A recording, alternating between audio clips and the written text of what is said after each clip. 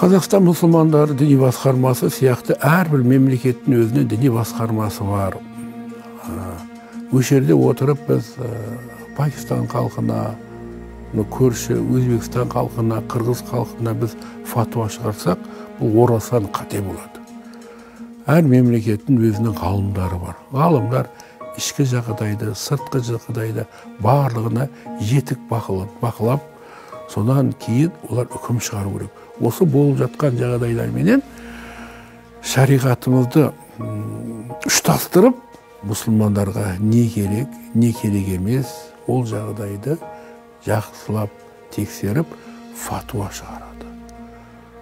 Осы жерде отырып сырттан фатуа алу, басқа мемлекетке фатуа беру, бұл өте үлкен алып барады. Араздыққа, елдің бірлігіне ыза түсіреді.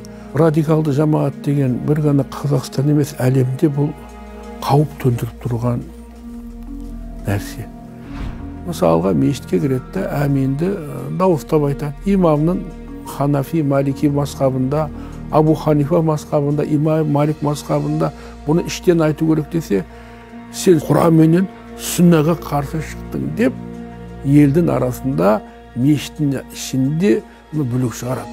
Ол дінді де оқыған жоқ, ол тарихты да білмейді, ол дәстүрді де білмейді, ол тілді де білмейді. Дінді жақсы оқымағандықтан, намаз оқымай тұрған, ораза тұтпаған адамды бірденігіне шығарады, күпірлікке шығарады.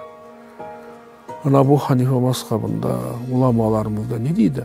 Алиман иқрару билисан ва тасдиқу бил қалби бима жаа бихи мин индиллахи Мұхаммаду Расулуллахи саллаллаху алейхи ва саллям. Иман деген тілмен айтып, жүрекпен сену, пайғамбар Мұхаммад алейхиссалам келген бүкіл Құран сүннатқа.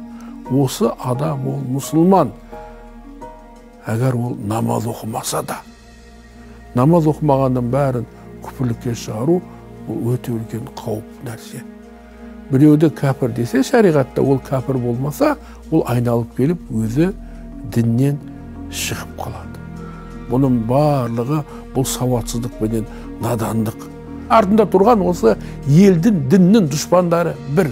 Оны саналылар түсініп атыр, санасыздар, қырсықтар өзіне қатып қалып, дәстүрдегі болған нәрсенің бәрі шіріктеп, мақсаты елді ыдырату.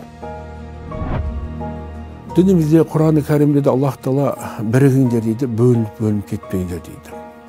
Бұл бірлік бар жерде тірлік бар, бірлік бар жерде күш бар, күш бар жерде ынтымақ бар.